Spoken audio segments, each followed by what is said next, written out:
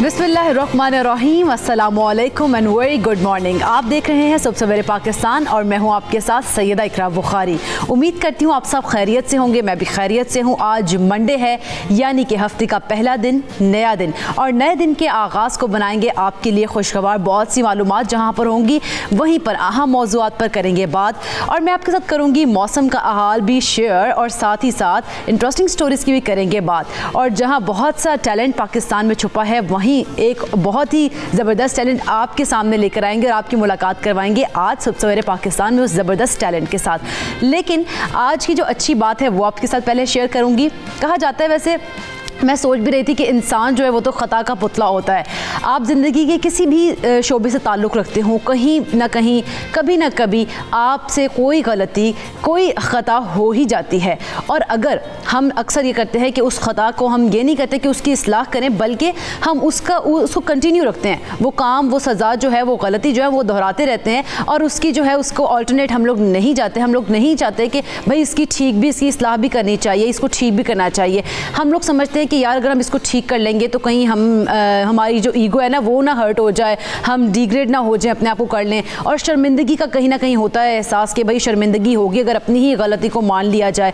तो इन तमाम चीज़ों को अगर हम छोड़ दें, एक साइड पे कर दें और अपनी गलती की इस्लाह फ़ौरन कर ली जाए, तो वो बहुत ज़बरदस्त होगा। उसमें आपको कामयाबी मिलेगी और आपके लिए आसानियाँ भी पैदा होंगी। क्योंकि अगर किसी कोई भी काम है, कोई भी गलती आपसे सरजद हो गई है और आप उसे कंटिन्यू करे जा रहे हैं, तो यकीनन आपके लिए आगे जाके मुश्किलात का बायस बनेगी, आपके लिए मसाइल पैदा करेगी, और मसाइल के साथ साथ मुसीबतें जो हैं वो आन घिरेंगी।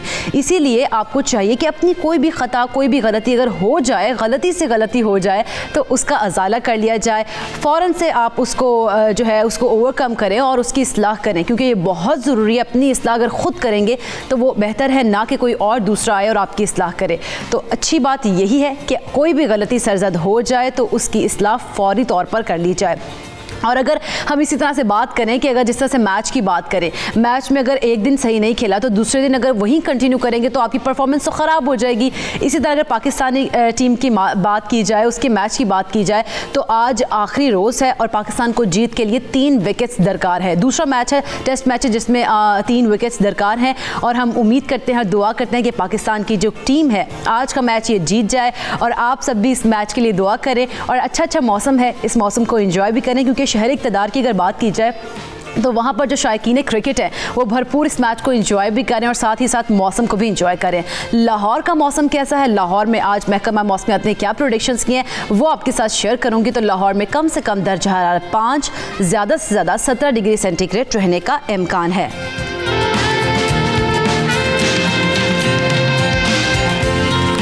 ये तो था लाहौर का मौसम, और अब चलेंगे इस्लामाबाद, और इस्लामाबाद के मौसम का हाल आपके साथ शेयर करूंगी कि महकमा मौसमियात ने क्या प्रोडिक्शंस किए हैं इस्लामाबाद के मौसम के बारे में।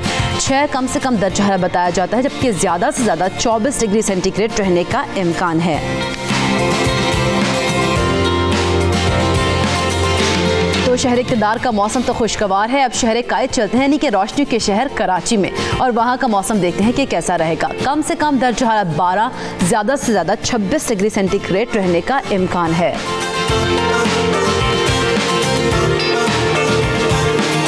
तो रोशनी के शहर कराची का मौसम भी ज़बरदस्त और खुशगवार है। अब फूलों के शहर पेशावर चलते हैं और वहाँ का मौसम देखते हैं कि कैसा रहेगा। पेशावर में कम से कम दर्जा हरारत 5, ज़्यादा से ज़्यादा 19 डिग्री सेंटीग्रेड रहने का इम्कान है। पेशावर के बाद आपको कोयटा लेकर चलती हूँ और वहाँ का मौसम दिखाती हूँ कि कैसा रहेगा। तो कोयटा में कम से कम दर्जा हरारत महकमा मौसमियात के मुताबिक -3, ज़्यादा से ज़्यादा 13 डिग्री सेंटीग्रेड रहने का इम्कान है।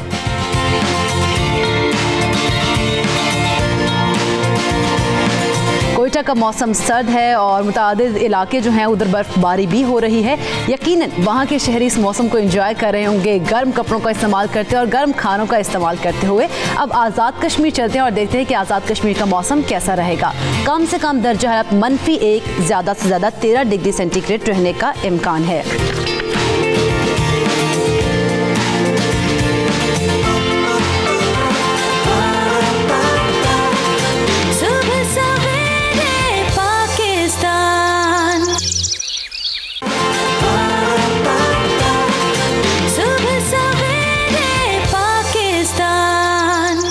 जिस तरह से मैं आपको कहती हूँ कि हमारे पास पाकिस्तान में बहुत सारा टैलेंट भी है, तो आज ऐसे ही टैलेंट के साथ आपकी मुलाकात करवाऊंगी एक ऐसे नौजवान से जिन्होंने कुछ ऐसी इजादात की हैं जिसे देखने वाले भी हैरान रह जाते हैं। उनकी बनाई सबसे ख़ास चीज़ वेंटिलेटर है।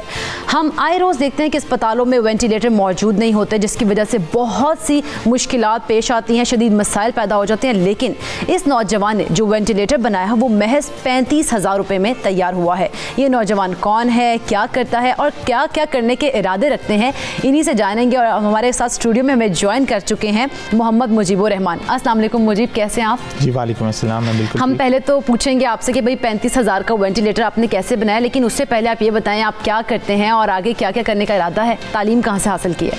जी, मैं गवर्नमेंट कॉलेज लाहौर से FSC की थी, उसके बाद UET लाहौर से मैंने इलेक्ट्रिकल इंजीनियरिंग की थी। उसके बाद मुझे स्कॉलरशिप मिल गया तो मैं अमेरिका पढ़ने चला गया था। वहाँ से मैंने इलेक्ट्रिकल इंजीनियरिंग में मास्टर्स और PhD की, फिर पोस्ट डॉक की। इस दौरान मैंने वहाँ पर सीखा कि बहुत सारा रिसर्च की अपॉर्चुनिटीज़ वहाँ पर हैं और हम ऐसा काम कर सकते हैं जो मसाइल को हल कर सकता है वाकई। तो मेरी वालदा को शुगर का मर्ज़ है और मैंने देखा कि उनको बहुत तकलीफ़ से गुज़रना पड़ता था जब वो सुइयाँ चिबो के अपना खून निकाल के टेस्ट करती थी। तो उस वक्त मैंने एक ऐसी डिवाइस, एक ऐसा हल बनाने का सोचा जिसमें उनको इस प्रोसेस से ना गुजरना पड़े। और इस तरह के तो बहुत सारे मरीज़ पाकिस्तान में, पूरी दुनिया में मौजूद हैं। तो इस दौरान मैंने तिब्बी रिसर्च के बारे में काफ़ी सीखा और वो डिवाइस अभी मेरे पास मौजूद है। तो ये दुनिया का सबसे छोटा ग्लूकोज सेंसर है। अच्छा। जो कि आपको एक घड़ी के ऊपर आपका जो शुगर का लेवल है वो हर वक्त बता सकता है। तो आपको ये आप देख सकती हैं, अगर हमारा कैमरा इसको फोकस कर सके, क्योंकि ये बहुत ही छोटा है। हाँ बिल्कुल, बहुत ही छोटा सा है, ये देख सकते हैं। सही, तो इसकी मदद से हम लोग वैसे ही काम कर सकते हैं। जी, तो इसको आप जिस तरह हम एक टीका लगाते हैं, इसको आप टीका लगा के अपनी जो जिल्द है उसके नीचे इसको भेज देते हैं। तो उसके बाद आप एक जो जदीद घड़ी है जिसको स्मार्ट वॉच कहते हैं, जी ये छोटी सी चिप है बिल्कुल। तो और उसके बाद ये महीनों तक वहाँ रहता है और ये आपकी घड़ी पर आपको ग्लूकोज का आपका नंबर हर वक्त बताता रहता है। तो आपको फिर वो सुइयाँ चुभोने की वो जो दर्द होती है ना वो भी नहीं महसूस होती। ज़बरदस्त ज़बरदस्त। तो ये बेसिकली मैंने वहाँ पर काम किया था, तो मैंने बहुत सीखा इस प्रोसेस में। फिर जिस तरह बाकी लोगों को एक ख्वाहिश होती है कि अपने मुल्क वापस जाएं और वहाँ जाके कुछ करें, तो मैं पाकिस्तान वापस आया। ज़बरदस्त। यहाँ आकर फिर मैंने कुछ अस्पतालों में गया, कुछ रिश्तेदार बीमार हुए, कुछ ऐसे वाक़यात पेश आए, तो मैंने देखा कि वेंटिलेटर की ज़रूरत यहाँ पर बहुत ज़्यादा थी। खास तौर अस्पतालों में वेंटिलेटर जो है वो अवेलेबल ही नहीं होते जब अगर पेशेंट को लेके जाएं। जी बिल्कुल, और ऐसा ही एक वाक़या हमारे साथ भी हुआ।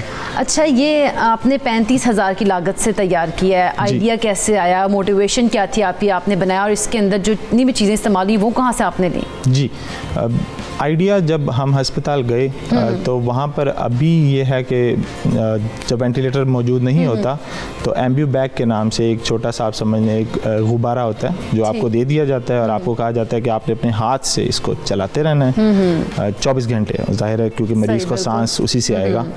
और वो हमने 3 दिन और 3 रातें मुसलसल किया और उसमें मैंने ये सीखा कि हाथ से कुछ भी मुसलसल करना बहुत मुश्किल है। बहुत मुश्किल होता है उसमें आपने उसको एक्यूरेट रखना मुश्किल हो जाता है।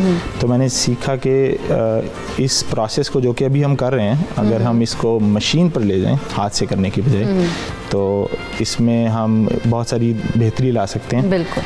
तो मेरा क्योंकि पहले मेडिकल डिवाइसेस में रिसर्च भी थी, तो उसी जो मेरा एक्सपीरियंस है उसको मैंने यूज़ करके, तो वही जो एम्बू बैग है जिसको हाथ से यूज़ करते हैं उसको मैं मशीन पे ले गया। मशीन में ले गए। और उसका जो डिज़ाइन था, फिर हमने यही सोचा कि इसमें बहुत ज़्यादा मुश्किल चीज़ें जो पाकिस्तान में मैसर नहीं होती उनको इस्तेमाल ना किया जाए। सादा चीज़ें, सादा मोटर। अच्छा, ये वेंटिलेटर आप साथ भी लेकर आए हो? जी, ये मैं साथ लेके आया हूँ, इसको हम चला के दिखा सकते हैं। तो बेसिक आइडिया यही है कि आप ऐसी चीज़ बनाएं जो आप लोकली मैन्युफैक्चर कर सकते हैं, पाकिस्तान में बन सकती है। पाकिस्तान से चीज़ें लेके हमने इसको सारा बनाया है। और जब आप ऐसा डिज़ाइन करते हैं, क्योंकि अभी जो वेंटिलेटर्स हैं वो तरक्की याफ्ता मुल्कों के लिए बने हुए हैं, तो उनका डिज़ाइन जो है वो हमारी ज़रूरियात से मुताबिक नहीं रखता। हम वो उस तादाद में ख़रीद ही नहीं सकते जिस तादाद में हमें चाहिए। तो इसका डिज़ाइन ही आपको अलग से ये सोच के करना पड़ता है कि हम इसको पाकिस्तान और पाकिस्तान जैसे जो दूसरे ममालिक हैं उनके लिए बनाएंगे, उनके लिए बनाएं। बिल्कुल।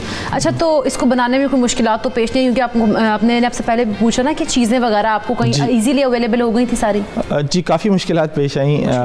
पाकिस्तान में काफ़ी सारी चीज़ें मैसर नहीं हैं, उसमें कुछ तो हमारे ऊपर ज़ाहिर पाबंदियाँ हैं, कुछ ऐसी जिसमें कुछ चीज़ें अवेलेबल नहीं हैं जो बाकी जगह पर, जैसे मैं अमेरिका में काम करता रहा तो बहुत आसानी से अवेलेबल हो जाती हैं। लेकिन जब ज़रूरत पड़ती है तो ईजाद भी आती है, तो उन चीज़ों को फिर आप दूसरी चीज़ों से बदल के इस्तेमाल करते हैं। तो यही हमने किया। उसमें हमारी लोकल इंडस्ट्री में काफ़ी पोटेंशियल है, यहाँ पर लोगों को काम आता है और उनको उसकी समझ भी है। तो जब आप उनसे मिलते हैं और आप उनसे ये चीज़ें डिस्कस करते हैं तो आपको कोई ना कोई अल्टरनेटिव मिल जाता है। बिल्कुल ऐसे ही है। अच्छा, लेकिन इस तरह की आपने इजाद बनाई, बड़ी ज़बरदस्त है, हम सारे भी पसंद करें, अप्रिशिएट करें, तो हुकूमती किसी शख्सियत ने भी आपसे कॉन्टैक्ट किया कि भाई आपने इतनी ज़बरदस्त चीज़ बनाई है, इसको हम ज़रा थोड़ी ज़्यादा तादाद में बनाएं? अभी तक नहीं किया। मैंने काफ़ी कोशिश की। असल में जब मैं पीएचडी के बाद आया तो मैं बहुत जज्बा था मेरे अंदर, बहुत ज़्यादा मैं एक्साइटेड था, तो और मैं इस तरह की बहुत सारी चीज़ें बनाना चाहता था और कुछ और चीज़ें भी मैंने बनाई उस वक्त, क्योंकि मैं यूनिवर्सिटी में पढ़ा रहा था तो मेरे पास तलबा की काफ़ी तादाद थी। मैंने काफ़ी कोशिश की, लेकिन अनफॉर्चुनेटली मुझे अभी तक वो सपोर्ट नहीं मिल सकी जो मेरे ख्याल से इसको और इस तरह की और बहुत सारी इजादात को, जो ना सिर्फ मैंने की हैं बल्कि मैं जानता हूँ लोगों को जो अमेरिका से, बाकी जगहों से पढ़ के पाकिस्तान आए हैं और बड़ा अच्छा काम कर रहे हैं। तो मेरे ख्याल से इसकी अभी ज़रूरत है, हमें अभी ज़रूरत है। वैसे हम कोशिश करेंगे कि हमारे इस प्लेटफॉर्म के ज़रिए ही हुकूमती नुमाइंदों तक ये बात पहुँचे और वो वेंटिलेटर, क्योंकि आपने बड़ी ज़बरदस्त और इतनी कम इस पर लागत आई है, सिर्फ 35,000 रुपये, उसमें आपने बना लिया है और बड़ी अच्छी चीज़ है। तो वो जो है इसको लेकर चलें आगे। और वैसे कोई मार्केट में अभी तक आपकी इस तरह की कोई प्रोडक्ट चल रही है, कोई यूज़ हो रही है? जी, अभी नहीं चल रही। अभी यही डिवाइस जो हमने बनाई है, ये अभी इस पर हम इसको वैलिडेट कर चुके हैं। हम इसको बहुत अस्पतालों में लेके गए हैं पाकिस्तानी, क्योंकि हमारे लिए ये बड़ा ज़रूरी था कि ये पाकिस्तान में काम कर सके। तो हमने बहुत सारे डॉक्टर्स, नर्सिस उनको दिखाया और उन्होंने इसको बड़ी अच्छी तरह जांचा है, इसको उन्होंने टेस्ट किया है और हमने भी इसको बहुत जो हमारे पास अवेलेबल वेंटिलेटर्स हैं उनके साथ कंपेयर करके टेस्ट किया। तो ये बड़ा अच्छा चल रहा है। लेकिन इसमें क्योंकि ये मेडिकल डिवाइस है, तिब्बी आला है, तो इसमें हुकूमती अप्रूवल बड़ा ज़रूरी है, बहुत ज़्यादा ज़रूरी, बहुत। तो उसके लिए हमें सपोर्ट चाहिए ताकि हम इंशाल्लाह हम भी सपोर्ट करेंगे। हम चाहेंगे कि हुकूमत भी आपको सपोर्ट करे। और अच्छा, क्या इरादा है आपका और क्या क्या चीज़ें बनाना चाहते हैं? अभी तो आपने ये दो अपनी जो दिखाई हैं इन्वेंशंस बड़ी ज़बरदस्त किस्म की। इसके अलावा हमने जब मैं अस्पतालों में गया तो मैंने देखा कि हमें मॉनिटरिंग की बड़ी अशद ज़रूरत है। हमारे पास बहुत ज़्यादा मरीज़ होते हैं और अमला हमारे पास उस तादाद में नहीं होता।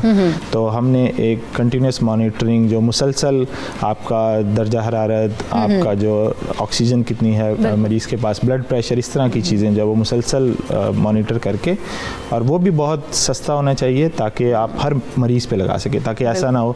अभी मैंने देखा और मुझे खुद डॉक्टर्स ने बताया कि हमारे पास एक नर्स है और 100 मरीज़ हैं और वो बारी बारी उन सबको जाके दर्जा हरारत ले रही है। और इवन सादा बुखार की वजह से बच्चे मर जाते हैं क्योंकि वो मिस हो जाता है कि उसको कितना बुखार हुआ था। तो ये भी हमने डिवाइस बना लिया, इसको हमने पब्लिश भी किया है। अभी इंशाल्लाह हम उसको भी अगर हमें ये पूरा जो प्रोसेस है ये कामयाब हो जाता है तो उसको भी हम लेके आगे चल सकते हैं।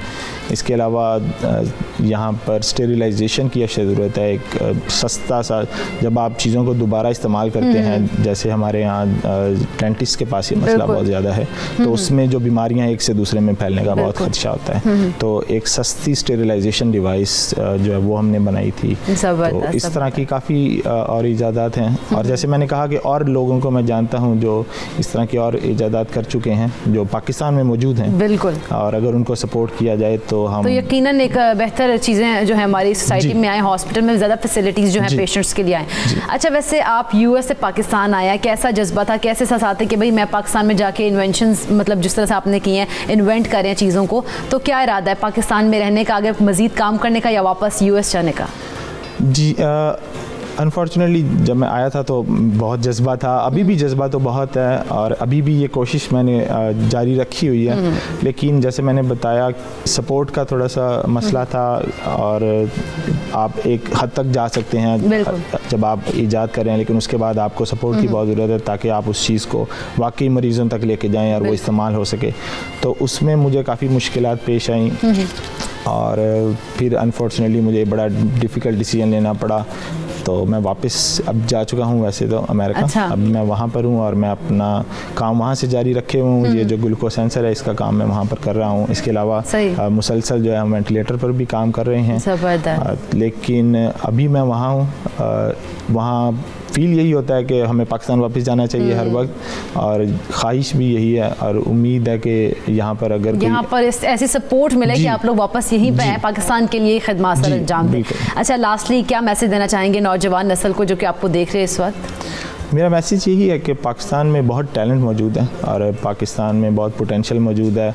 मैं पाकिस्तान से पढ़ा हूँ, मैंने अपनी तालीम जो ज़्यादातर यहाँ से हासिल किया, उसके बाद उसको माना गया और मुझे पूरा स्कॉलरशिप मिला और उस पर मैं अमेरिका पढ़ने गया और वहाँ भी अल्लाह का शुक्र है कि बड़ा अच्छा रहा। मुझे बेस्ट थीसिस का अवार्ड भी मिला यूनिवर्सिटी में। तो और उसके बाद अभी मेरा वहाँ पर एक स्टार्टअप मौजूद है जो कि बड़ी अच्छी फंडिंग उसको मिल रही है और इसमें हम ग्लूकोज सेंसर पे काम करें। तो अगर आप मेहनत करें तो आप सब कुछ कर सकते हैं, लेकिन कोशिश करें कि आप पाकिस्तान को गिव बैक करें, अपने मुल्क को वापस दें जितना कर सकते हैं। यहाँ मुश्किलात भी हैं लेकिन हमारे लोगों को हमारी ज़रूरत है, अगर हम नहीं करेंगे तो फिर कौन करेगा। और कोशिश जारी रखें और उम्मीद करें कि इंशाल्लाह वो कभी ना कभी आपकी जो कोशिश है उससे कोई अच्छा नतीजा निकलेगा। बिल्कुल, ज़रूर कोशिश जब इंसान करता है तो अच्छा नतीजा अल्लाह ताला ज़रूर उसको देता है और उसका अजर भी मिलता है। बहुत बहुत शुक्रिया मुजीबुर रहमान आपका और हम उम्मीद करते हैं और दुआ करते हैं आप ऐसे ही इन्वेंशंस करें पाकिस्तान के लिए और पाकिस्तान का नाम रोशन करें। तो नाज़रीन, मुजीबुर रहमान से मैंने आपकी मुलाकात करवाई, बहुत ज़बरदस्त टैलेंट था इनके अंदर। तो ब्रेक के यहाँ पे मुझे कहा जा रहा है ब्रेक की तरफ बढ़ूंगी, लेकिन ब्रेक के बाद जब आऊँगी तो जोड़ों का दर्द क्योंकि बहुत ज़्यादा आम हो गया और सर्दियों में ख़ास तौर पर ये दर्द जो है मर्ज बढ़ जाता है, इस पर तफसीलन बात करेंगे। लेकिन एक ब्रेक के बाद कहीं मत जाइएगा, देखते रहिए सुबह सवेरे पाकिस्तान।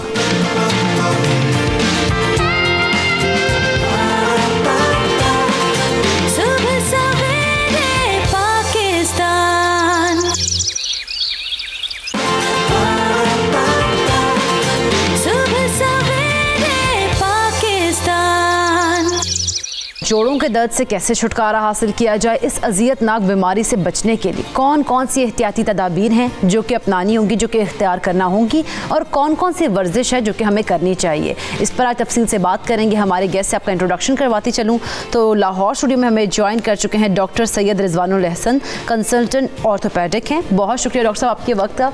और इनके साथ साथ हमें ज्वाइन किया है आबिद अमीन साहब, फिटनेस एक्सपर्ट हैं। बहुत शुक्रिया आबिद अमीन साहब आपके कीमती वक्त का भी। तो गुफ्तगू का आगाज़ डॉक्टर साहब आपसे कर लेते हैं। आखिर बुनियादी वजह क्या है जोड़ों के दर्द की, सर्दियों में ख़ास तौर पे ज़्यादा बढ़ जाते हैं? First of all thank you very much for inviting me today. और जैसे कि आपको पता है कि जोड़ों की दर्द, जोड़ों की तकालीफ, पट्ठों की तकालीफ बहुत ज़्यादा प्रेवलेंट हैं हमारे ख़ास तौर पर इंडो पाक में। और उसकी एक मेन वजह जो है वो एक तो dietary deficiencies plus lack of exercise और उसके साथ जो हमारे रोज़मर्रा के मामूलात हैं, जिस तरह फॉर एग्जांपल अब आज हम सर्दियों की बात कर रहे हैं तो सर्दियों में प्रॉपरली अगर आप कवर्ड नहीं है, कपड़े आपके उस तरह गर्म नहीं हैं तो उसमें जोड़ों की तकालीफ और पट्ठों की तकालीफ में इजाफा हो जाता है। बिल्कुल। और इसके बारे में मुख्तलिफ़ थ्योरीज़ जो हैं वो दी गई हैं कि इसकी बुनियादी वजह क्या है, जिसमें जैसे कि आपको पता है कि जब सुबह आप उठते हैं, सर्दी होती है, तो खून की शरियानें जो हैं, जिनको ब्लड वेसल्स कहा जाता है, छोटी खून की शरियानें ख़ास तौर पे, वो उनके अंदर वो कॉन्ट्रैक्टेड स्टेट में होती हैं, जबकि पट्ठों और जोड़ों को उस वक्त जब आप उठ रहे हैं या सर्दी में निकल रहे हैं तो खून की सप्लाई जो है वो वाफिर मिकदार में चाहिए, लेकिन due to the weather, the conditions around you, वो कंस्ट्रक्टेड स्टेट में होती हैं, तो वो एडिक्वेट ब्लड फ्लो जो है आपके पट्ठों को, जोड़ों को नहीं मिल रहा होता, जिसकी वजह से ये इन तकलीफ में इजाफा हो जाता है। अच्छा, वैसे हम लोग गलतियाँ कौन सी करते हैं ना, सुबह सुबह उठ करके हम लोगों को ये मसाइल जो है उनका सामना करना पड़ता है, हमें वर्जिश नहीं हम लोग करते हैं, तो ये वजह है। एग्जैक्टली, एक्सरसाइज का बहुत बड़ा रोल है। एक्सरसाइज, जो इंसान एक्सरसाइज अपनी रूटीन में कर रहा है, उन लोगों को ये वाले मसाइल कम होते हैं। वेदर चेंजेस के साथ भी इन मसाइल का सामना कम से कम करना पड़ता है, लेकिन जो लोग जिनकी रोज़ाना मामूल के अंदर वर्जिश जो है मौजूद नहीं है, उनको फिर इन तकलीफ़ और इन मसाइल का सामना ज़्यादा करना पड़ता है। सबसे पहले तो ये कि रेगुलर एक्सरसाइज को अपना डेली मामूल बनाना चाहिए, और एक्सरसाइज ज़रूरी नहीं है कि आपने जिम जाके करनी है या आपने कोई स्पेसिफिक हॉबी लेनी है कि स्विमिंग हो या साइकिलिंग हो। It can only be a walk और जॉगिंग।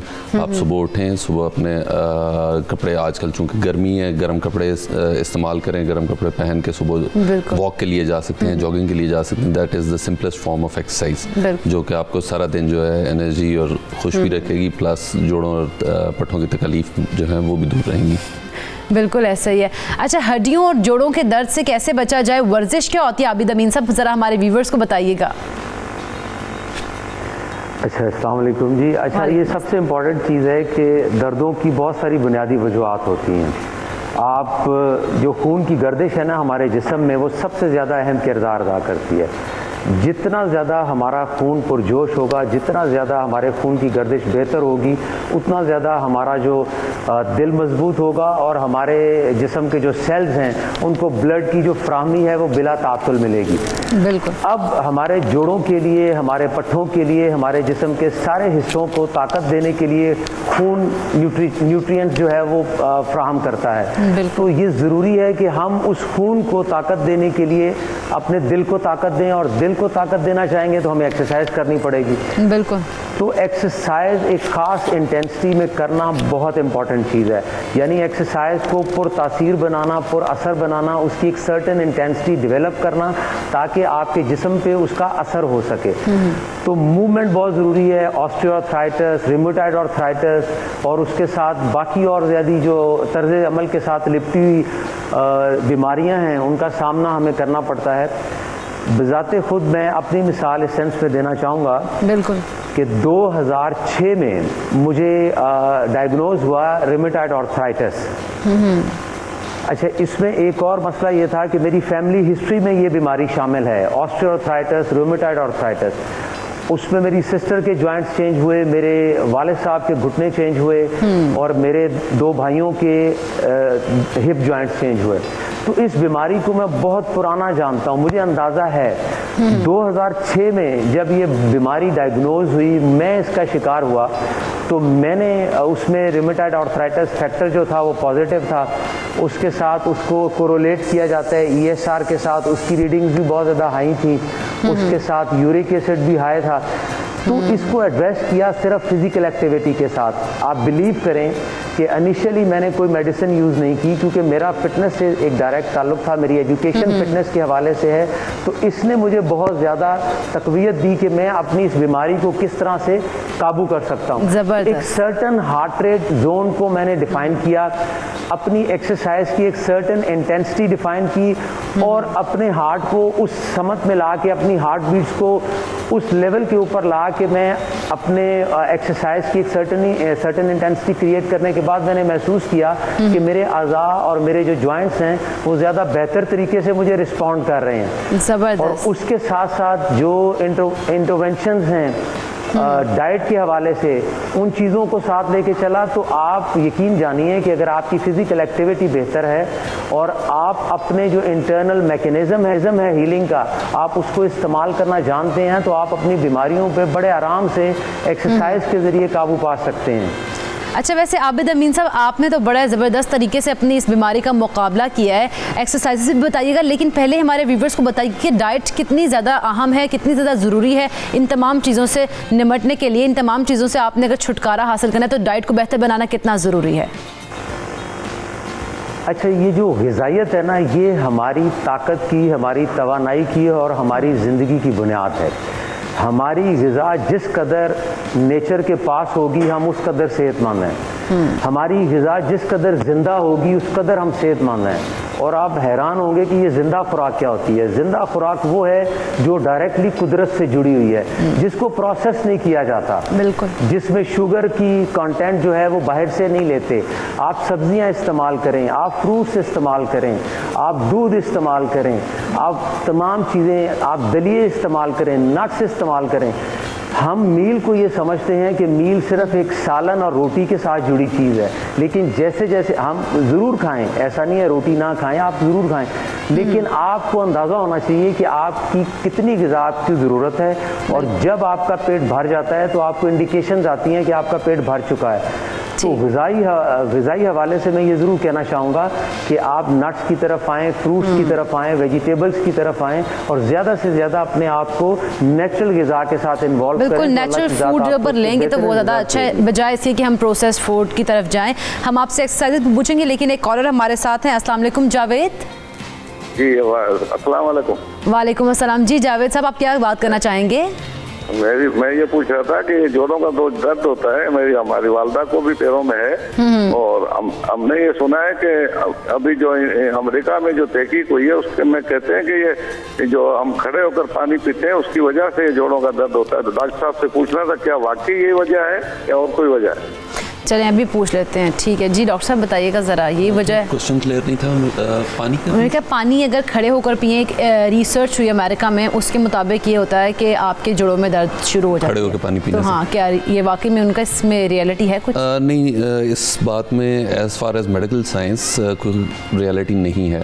और जहाँ तक रिसर्च की बात कर रहे हैं तो रिसर्चेज जो है वो मुख्तलिफ लेवल्स के ऊपर हो रही होती हैं और उनकी ऑथेंटिसिटी जानना बहुत ज़रूरी है। तो जो भी ये रिसर्च है, आई वुड रिकमेंड कि उसकी ऑथेंटिसिटी ज़रूर जो है जानी जाए, लेकिन इस तरह का कोई भी चीज़ सामने नहीं आई कि पानी खड़े होकर पीने से कोई जोड़ों की तकलीफ में फ़र्क पड़ता हो, ज़्यादा होता हो या कम होता हो, ऐसी कोई चीज़ अभी तक सामने। लेकिन वैसे इस्लाम में तो है ना, पानी बैठ कर पीना चाहिए, उसके पीछे कुछ रीजंस होंगी। हाँ बिल्कुल हैं, रीजंस हैं उसके लिए ज़्यादा जो इन्वॉल्वमेंट है वो आपके निज़ाम में हज़म के साथ ताल्लुक़ है, बजाय जोड़ों या हड्डियों के साथ। तो एज़ फार एज जोड़ों या हड्डियों के मसाइल हैं या आर्थराइटिस के साथ ताल्लुक़ कोई भी नहीं है, डायरेक्ट कोई लिंक। अच्छा, हम अपनी डेली लाइफ में ऐसी कौन से मिस्टेक्स कर देते हैं कि हमें ये जोड़ों के दर्द जो है इनका सामना करना पड़ता है? देखें, अगर आप देखें तो आप एक हेल्दी नॉर्मल पॉपुलेशन ले लें और कुछ ऐसी पॉपुलेशन ले लें जिनको ऑलरेडी जोड़ों और पट्ठों के मसाइल हैं, जैसे ऑस्टियोआर्थराइटिस, रूमेटॉइड आर्थराइटिस वगैरह। तो एक हेल्दी नॉर्मल इंसान जो है जिसके अंदर ऐसी कोई पट्ठों या जोड़ों की तकलीफ़ मौजूद नहीं है, उनकी अगर हम बात करें तो उसके अंदर तो ज़्यादातर ये होता है कि जो हमारे पॉस्चर्स हैं वो बहुत अफेक्ट कर रहे होते हैं हमारी तकलीफ़ को, कि बैठने का तरीका या ज़मीन से चीज़ उठाने का तरीका, ये डेली काम काज के जो तरीके हैं उसमें एक एडिक्वेसी अपनानी चाहिए। बैक आपकी स्ट्रेट आपको रखनी चाहिए। अगर आपका डेस्क जॉब है, अगर आपका कोई मैनुअल लेबर जॉब है, काम करना उठाने चीज़ें उठाने वाली जॉब है, तो उसमें झुक के काम कम से कम करना चाहिए। बैक आपकी जितनी अलाइंड रहेगी, स्ट्रेट रहेगी, उतने आपको प्रॉब्लम्स तकलीफ कम होंगी। फिर अगर आप दूसरी पॉपुलेशन ले लेते हैं जिसके अंदर ऑलरेडी में मसाइल हैं, ऑस्टियोआर्थराइटिस है, रूमेटॉइड आर्थराइटिस है, तो ऐसे के मरीज़ जो होते हैं आमतौर पर उनके उठना बैठना वैसे ही प्रॉब्लम होता है, मुश्किल होती है। तो ऐसे लोगों को हम एडवाइस करते हैं कि जी आप वो काम करें जो कि आप आसानी से कर सकते हैं। फॉर एग्जांपल, अगर आप लो लाइंग चेयर के ऊपर नहीं बैठ सकते तो उसको अवॉइड करें, या अगर वॉशरूम्स के अंदर कमोड्स आपके नीचे हैं तो उनको थोड़ा ऊंचा करवा लें। तो ये जनरल एहतियाती तदाबीर हैं जिनके ऊपर चल के तो इन तकलीफ से बचा जा सकता है। ठीक हो गया।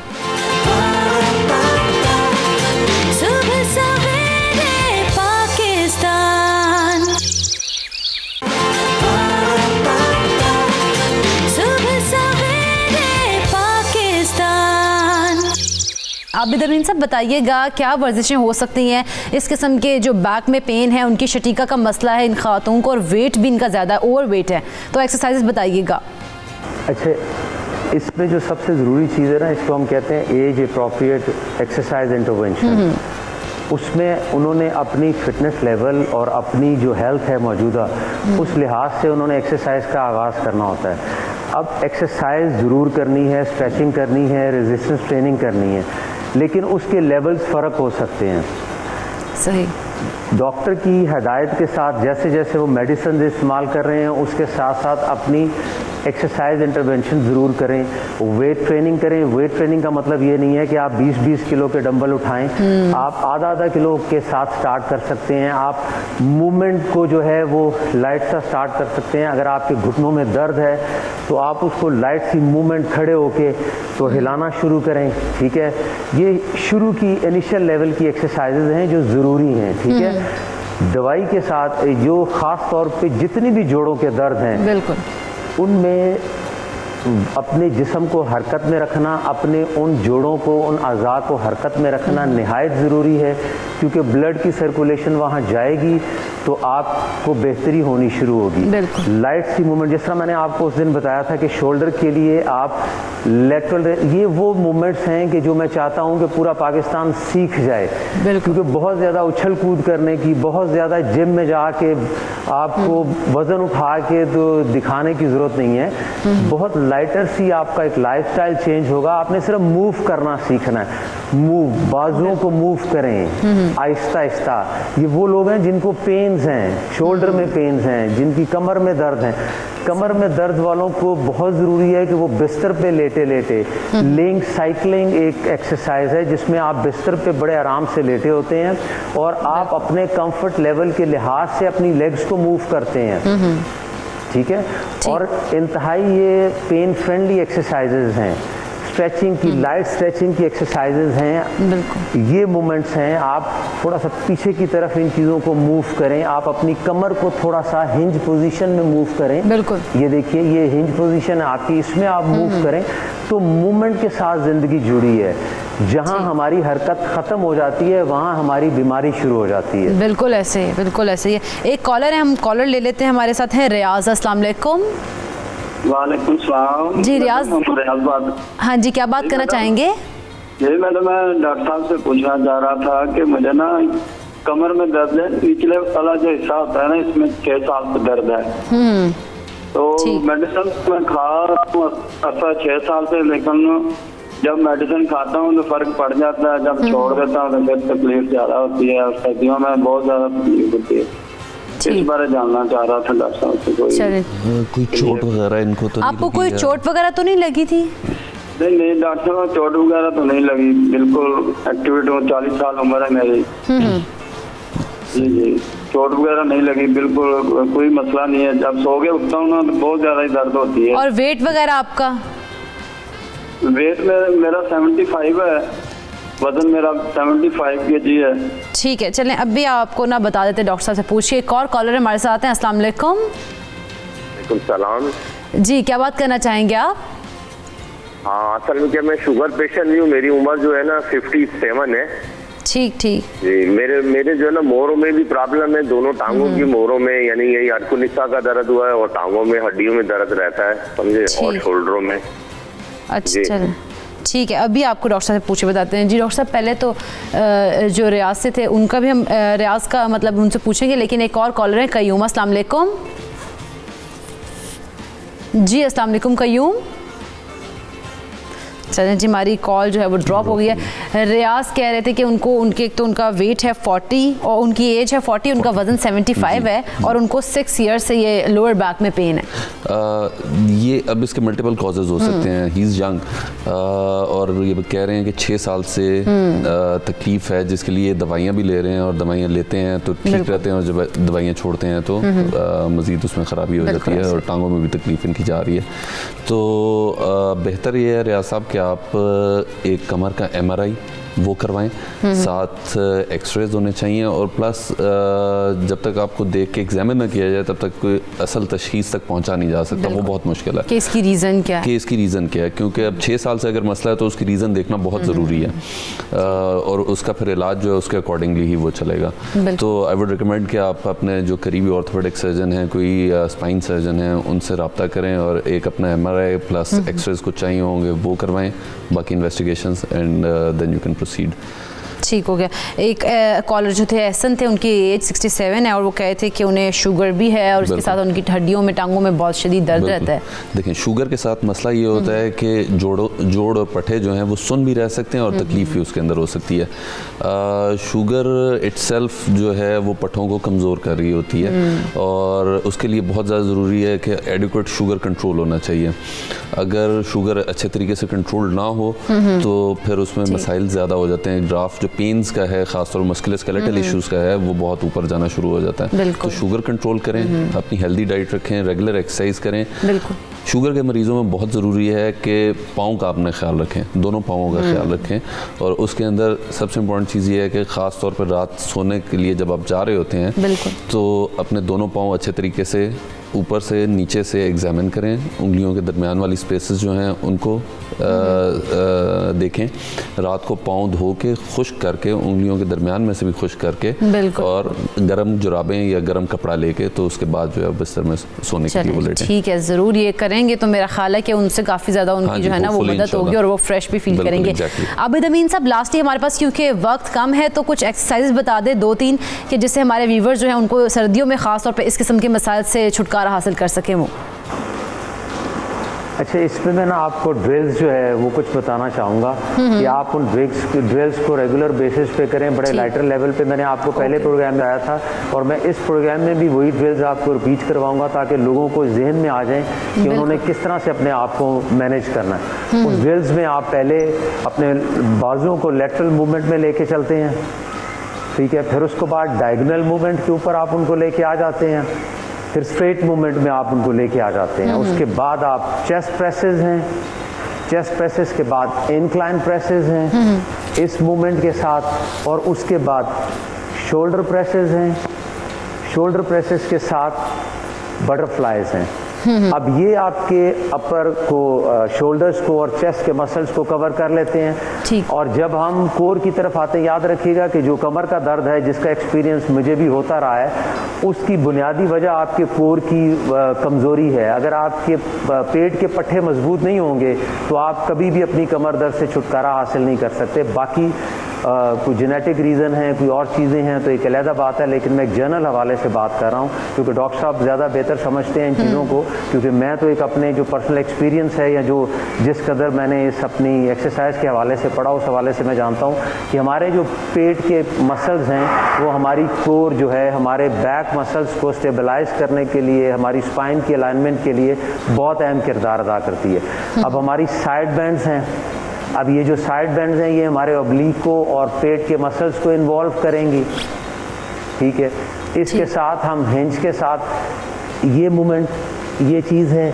अब ऑब्वियसली कि जिन लोगों को ज़्यादा प्रॉब्लम है, जिन लोगों को दर्द ज़्यादा है, तो मूवमेंट को वो मिमिक कर सकते हैं। फुल रेंज मूवमेंट ना करें, लेकिन एटलीस्ट मूवमेंट को करने की कोशिश करें लाइटर लेवल के ऊपर।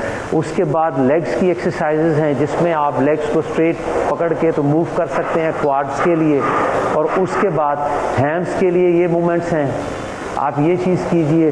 काफ्स के लिए आप ये मूवमेंट कर सकते हैं। तो आप एक छोटा सा घर के अंदर 5-10 मिनट के अंदर एक वर्कआउट मुकम्मल कर सकते हैं, ठीक है। तो बाकी आपको बहुत ज़्यादा हेल्प यूट्यूब वगैरह से मिल सकती है उसमें आप, क्योंकि हमारा मकसद लोगों को मोटिवेट करना, उनको अपनी कंडीशन के साथ ये बताना कि अगर हम एक चीज़ को काबू कर सकते हैं तो आप क्यों नहीं कर सकते। बिल्कुल ऐसे ही है। बहुत बहुत शुक्रिया आबिद अमीन साहब आपके वक्त का, और आपने इतनी ज़बरदस्त एक्सरसाइजेस बताई हैं हमारे व्यूअर्स को। यकीनन ये वो एक्सरसाइजेस करेंगे तो उनको फ़र्क भी पड़ेगा और वो आपकी तरह हेल्दी रहेंगे और आपकी तरह फिट भी रहेंगे। बहुत शुक्रिया डॉक्टर रिजवान आपका भी कि आपने अपना कीमती वक्त दिया और हमारी रहनुमाई की है। तो नाज़रीन, मकसद ये था कि सर्दियों में आपने अपनी हिफाजत कैसे करनी है और अपनी हड्डियों को जो खास तौर पर सर्दियों में दर्द हो जाते हैं, जोड़ों के दर्द होते हैं, उनसे कैसे बचना है। यहाँ पे लेंगे एक छोटा सा ब्रेक और ब्रेक के बाद जब आएंगे तो उन लोगों की बात करेंगे जो काम शुरू होने से पहले कहते हैं कि ये तो हो नहीं सकता, उनकी नेगेटिव सोच होती है। आखिर इसकी क्या वजह है, इस पर तफसीलन बात करेंगे। कहीं मत जाइएगा, देखते रहिए सुबह सवेरे पाकिस्तान।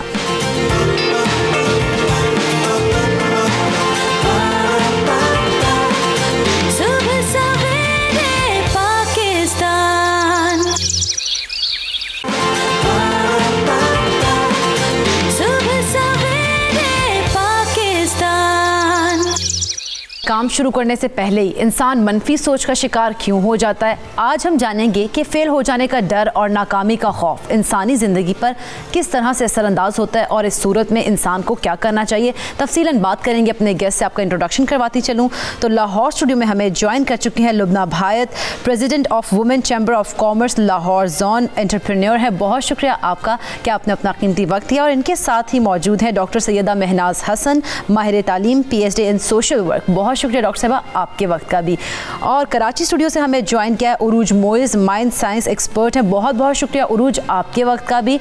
और इनके साथ साथ हमें ज्वाइन करेंगे इस्लामाबाद से कुछ ही देर में आसिफ रसूल साहब, मोटिवेशनल स्पीकर हैं। बहुत शुक्रिया आप मुअज़्ज़ज़ मेहमानों का कि आपने सुबह सवेरे पाकिस्तान में अपना कीमती वक्त दिया। तो लुबना साहिबा, गुफ्तगू का आगाज़ आपसे करते हैं। आखिर इंसान को पहले ही किसी काम को शुरू करने से पहले नाकामी का खौफ, चैलेंजेस ज़्यादा नहीं बढ़ जाते? वैसे देखिए, सबसे बड़ी बात यह है कि हम अभी एक यूनिवर्सिटी ऑफ कैलिफोर्निया में एक स्टडी हुई थी and there was a suicide. तो वहाँ पे एक बहुत ही सक्सेसफुल इंडियन था जिसने बहुत वहाँ पर तालीम भी हासिल की, अमेरिका में सेटल हुआ, शादी की, बच्चे पैदा किए और ही बिकेम अ मिलियनेयर। और इसके बाद जब डाउन टाइम आया, रिसेशन आया, तो उसने पहले अपनी मियाँ बीवी ने डिसाइड किया कि हम वी कमिट सुसाइड। तो पहले उसने बीवी को शूट किया और फिर ख़ुद को शूट किया। तो उस वक़्त it was such a shocking aspect. University का एक एक्स एलुमनाई जो है वो उसका, और इतना मतलब एक वो पोस्टर बॉय, तो उन्होंने उस पर तहकीक की कि ये क्यों हुआ, कि एक सक्सेस के साथ जब उसको सक्सेस मिल गई तो वो फेलियर का डर उसको कहाँ पर, मतलब उसने अपनी उसकी जान ले ली। तो रिजल्ट्स बड़े इंटरेस्टिंग थे। वो ये था कि जाके उसके पेरेंट्स के साथ, उसके बाकी सिबलिंग्स के साथ बात की, पता चला कि जब डाउन टर्न आया तो उसकी जो वो जितनी भी उसकी वेल्थ थी वो ख़त्म हो गई। और जब उसको ये चैलेंजेस आए तो उसने सबसे आसान उसको लगा अपनी जान लेना और अपनी फैमिली की जान लेना। तो उसके लिए जो उनका जो एक रिज़ल्ट था वो ये था कि हम अपने बच्चों को सक्सेस के लिए तो हम ट्रेन कर रहे हैं, हम उनको ये ट्रेन कर रहे हैं कि आपने सक्सेसफुल बनना है, लेकिन हम उनको अपनी ज़िंदगी के चैलेंजेस के बारे में बच्चों को नहीं बता रहे। बिल्कुल ये नहीं बता रहे कि अगर फेल हो जाओ तो इट्स ओके टू फेल। तो ये ज़रूरी है। आप देखिए कि अगर हम लोग अपने माशरे में भी देखते हैं तो आप कहते हैं जी ये जो है ना वो एक पिनिकल होता है कि जी आपको कोई गवर्नमेंट की नौकरी ज़रूर मिल जाए, और अगर गवर्नमेंट की नौकरी नहीं मिल रही तो बस नौकरी से अगर जो मतलब कुछ भी नहीं है। एग्जैक्टली। और जो है वो लोअर मिडिल क्लास में तो अगर नौकरी चली जाती है तो कोई अपना ट्रेन से छलांग मार देता है या कुछ इस तरीके से, या फिर वो अपनी एग्रेशन को, अपनी इस नाकामी को जो है वो खुद या फेस नहीं कर सकता, या अपने फैमिली के ऊपर उसका जो है असरात होते हैं। तो मेरा ख्याल है कि ये जो रूट कॉज है वो बच्चों से शुरू होती है कि हम अपने बच्चों को सबसे पहले तो ये जिंदगी का सबक सिखाएं। बिल्कुल। तो जिंदगी का सबक जो है वो ये है कि ज़िंदगी गुजारी कैसे जाती है। और सबसे बड़ी बात है हम उनको ये नहीं सिखा रहे कि हैप्पी कैसे होना है। What is happiness? और हैप्पीनेस सिर्फ पैसे से नहीं है, हैप्पीनेस तो आपकी अपने जो है वो आप यू कैन बी हैप्पी। अगर आप झोपड़े में भी हैप्पी हो सकते हैं। और सक्सेस छोटी चीज़ों से हमें खुशी हासिल हो सकती है अगर हम चाहें तो। बिल्कुल। सैंडहर्ट, आप ये KFC हम सारे खाते हैं बहुत मज़े ले लेके, तो वो वहाँ पर उनके जो कर्नल की तस्वीर है, कर्नल सैंडहर्ट, उसकी बहुत फेमस एक स्टोरी है कि उसने 40 साल की उम्र में रेस्टोरेंट शुरू किया और वो उसको सक्सेस नहीं मिली, उसको कोई, इसके बाद वो रेस्टोरेंट भी बंद हो गया। वो ये रेसिपी लेके 1009 दफ़ा वो जगह पर गया कि मेरे मुझसे कोई फ्रेंचाइज ले ले या मेरी ये रेसिपी कोई ले ले, और किसी ने 1009 दफ़ा, इट इज़ डॉक्यूमेंटेड। बिल्कुल। और जब वो अपने 80s में आया, कहाँ जहाँ पर उसको एकदम से सक्सेसफुली, और उस ज़माने में 50s में वो 60s में वो कंपनी $2 मिलियन की बिकी, जो कि मतलब आजकल के बिलियंस है। तो वो ये है कि उसको सक्सेस जो है, failure after failure after failure, but that did not stop him. बिल्कुल। तो मेरा ख्याल है कि ये वो जो सबक है जो हमें अपनी नई जो है वो अपने बच्चों को देने हैं, हमें खुद भी सीखने हैं। बिल्कुल। सीखना तो जिंदगी में हर वक्त है, सीखने का अमल तो हर उम्र तक जारी रहता है, आखिरी उम्र तक जारी रहता है। बिल्कुल जी। कहते हैं कि जी हाथी थे बहुत सारे खड़े हुए, और जो है ना छोटी सी ना वो रस्सी से बंधे हुए, तो उन्होंने कहा जी हाथी जो है ना, और कोई भी छुड़ाने की कोशिश नहीं कर रहा था। बिल्कुल। तो किसी ने जो है उसके जो हैंडलर से पूछा कि ये इतना बड़ा जानवर है हाथी, और छोटी सी रस्सी से बंधा है, उसको पता ही नहीं है कि क्या वो अगर इसको हल्का सा पाँव भी हिला देगा तो वो चल पड़ेगा, फ्री है। हाँ। तो उसने कहा नहीं, जब ये छोटा सा था ना तो हमने इसको जो है वो इस छोटी सी रस्सी से बांधे रखा। उस वक्त वो रस्सी इसको जो है वो काबू कर सकती थी। तो उसके दिमाग में अब ये पड़ गया है कि ये जो रस्सी है ना, ये रस्सी ही मेरी जो है ना ये कैद है।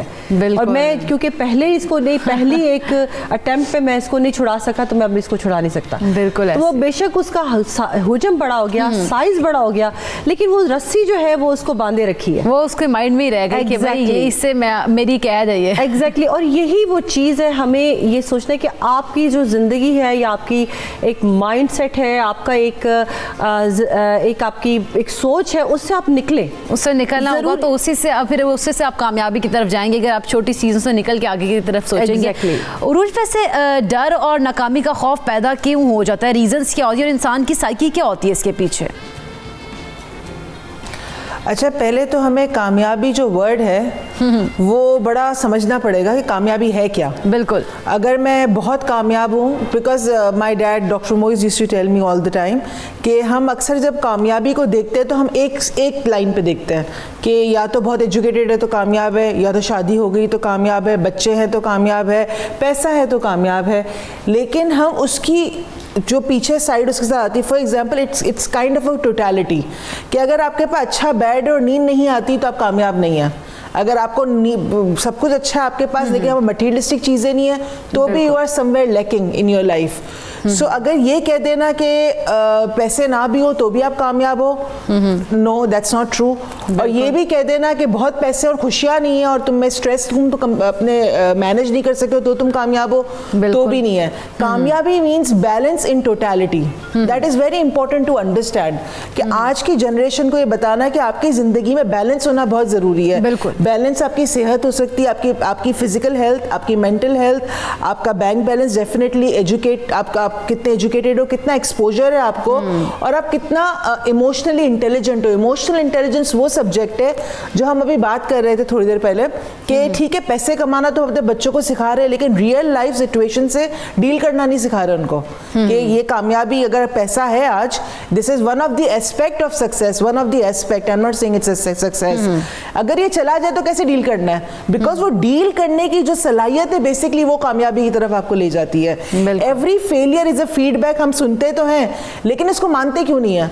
आपने सुना होगा, मैंने सुना होगा बचपन से। आज हम अपने स्कूल में हर बच्चे को हर पोस्टर पे बात लिखी होती है, every failure is a feedback. जितने फेल होके आप उससे लेसन सीखते हो, failure is not the end of the world. ये सारी चीजें हमने अपने बच्चों को सिखाई हैं, हमने बचपन से सीखी, लेकिन हम उसको इम्प्लीमेंट इसलिए नहीं करते क्योंकि हमारा बिलीफ सिस्टम उसके अगेंस्ट है।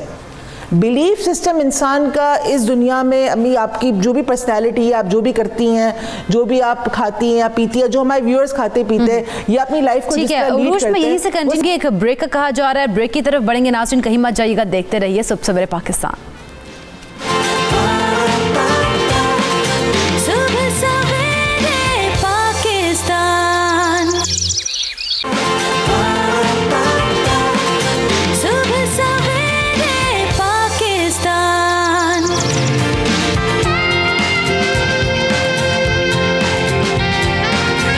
Welcome back. आसिफ रसूल साहब भी हमें ज्वाइन कर चुके हैं और खेल के मैदान से बड़ी ज़बरदस्त खबर आई है जी। 13 साल बाद पाकिस्तान टेस्ट मैच में अपनी होम ग्राउंड पर ही उसने उसकी जीत जो है उसने हासिल की है। फतह का जो है झंडा उसने पकड़ा है। तो पाकिस्तान की क्रिकेट टीम के लिए बहुत सी दुआएं, और आगे भी हम दुआ करते हैं कि पाकिस्तान की टीम ऐसी जीत जो है ना वो दामन साथ रखे और जीती रहे, आगे आगे जीती जाए। लेकिन जिस तरह से हम बात कर रहे हैं खुद एतमादी की कि इंसान मनफी सोच क्यों हो जाती है, उसमें खुद एतमादी क्यों नहीं होती, तो डॉक्टर महनाज साहिबा, बच्चों में भी बल्कि बहुत हर उम्र के अफराद में खुद एतमादी की बहुत ज़्यादा कमी होती है, इसकी वजह क्या होती है? उस पर बेसिकली जो आप पहले भी बात कर रहे थे खौफ की, तो खौफ एक रवैये का नाम है। इसी तरह जो खुद एतमादी की कमी है वो खौफ पैदा करने का बहुत बड़ा बाइस बनती है। और ये हमारे एक्चुअली जो है वो हर दौर का खौफ एक अलग खौफ होता है। बचपन के खौफ कुछ और होते हैं, जवानी के खौफ कुछ और होते हैं। बचपन के जो खौफ हैं उसमें यह है कि मेरे खिलौने जो हैं वो टूट ना जाएं, मेरे माँ बाप मुझसे दूर चले ना जाएं, बहन भाइयों के तन्हाई से, अकेले रहने से, अंधेरे से, या किसी ऐसी चीज़ के साथ कि जिसके साथ हम कोई अटैच कर देते हैं, कोई सिंबल ऑफ फियर अटैच कर देते हैं। जो कि अच्छा, एक और बात जो भी आप खुद एतमादी की कमी की बात कर रही हैं कि हमारे जो फैमिली इंस्टीट्यूशन है, जो कि fundamental and basic social institution है, हम उस पर फोकस नहीं करते, उस पर हम बात नहीं करते। और बाकी जितने इंस्टीट्यूशन है उस पर फिर हमारी सोसाइटी जो है वो कोई ना कोई उसको इम्पोर्टेंस दे रही होती है, लेकिन फैमिली को नहीं दे रही होती। तो फैमिली बेसिकली जो है वो तमाम साइकोलॉजिस्ट और सोशल साइंटिस्ट इस बात पर एग्री करते हैं कि जो आपकी पर्सनालिटी की फॉर्मेशन है, जो पर्सनालिटी डेवलपमेंट है, वो बेसिकली आपकी फैमिली के अंदर होती है। ख़ानदान के अंदर जो है वो बच्चे की एक शख्सियत जो है वो पूरी बन जाती है। अब उसमें अगर हम अपना फैमिली स्ट्रक्चर देखें तो हम अपने बच्चों को जितना लाड प्यार देते हैं और ओवर प्रोटेक्टेड रखते हैं, ओवर शेल्टर रखते हैं, राइट।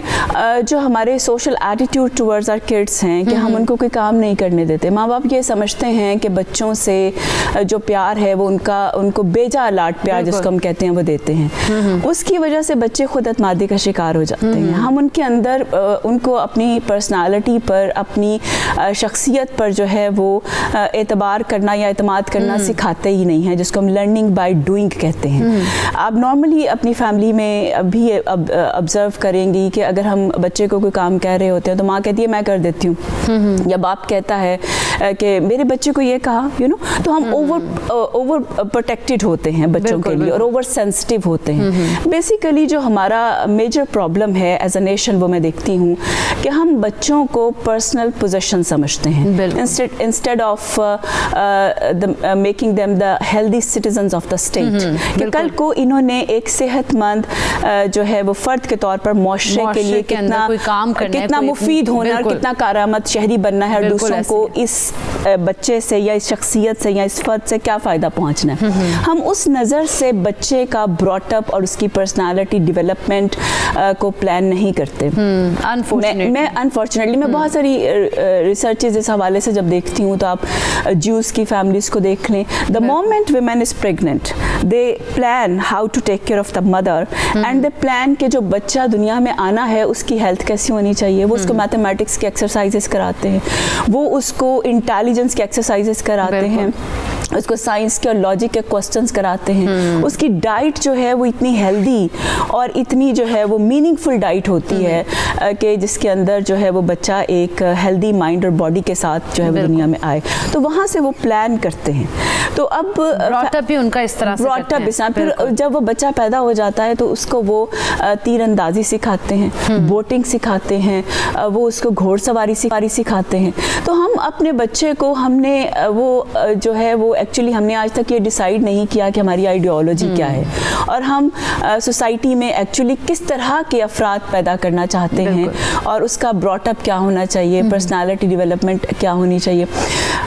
मसलन ये कि एक थ्योरी ऑफ इस्लाम है कि जी अल-कासिबु हबीबुल्लाह, मेहनत से हाथ से काम करने वाला जो है वो मेहनत करने वाला अल्लाह का दोस्त है। हमने अपने बच्चों को जो है वो हाथ से काम करना रोक दिया है। वो किसी चीज़ को टच कर रहे होते हैं, नहीं बेटा ये ना करो, ये टूट जाएगा, तो ये ना करो, हाथ गंदे हो जाएंगे, ये ना करो, कपड़े गंदे हो जाएंगे। हर चीज़ पे हम उसको रोक टोक और उसको एक फियर में मुब्तला कर देते हैं। वहीं से वो खौफ जो है उसमें पैदा होना शुरू हो जाता है। तो खौफ एक रवैया है और वो वक्त के साथ साथ उस बच्चे की पर्सनालिटी के अंदर बिल्टअप होना शुरू हो जाता है। बिल्कुल ऐसे बच्चा ये समझता है कि माँ बाप के बगैर, बड़े बहन भाइयों के बगैर, किसी अपने के बगैर जो है वो मैं इंडिपेंडेंटली ना कुछ सोच सकता हूँ, ना कोई काम। वही बात आ गई ना खुद एतमादी की, इसी वजह से, इन्हीं चीज़ों की वजह से कमी हो जाती है। तो जिस तरह से आसिफ रसूल साहब, हम लोगों की ये भी सोच होती है कि भाई लोग क्या कहेंगे अगर बच्चे ने ये कर लिया या बच्चे अगर फेल हो गया या अच्छे नंबर ना लिए तो लोग क्या कहेंगे। ऐसी सोच के लोग जो होते हैं उनकी सोच के मालिक होते हैं और उनकी सोच ऐसी होती क्यों है?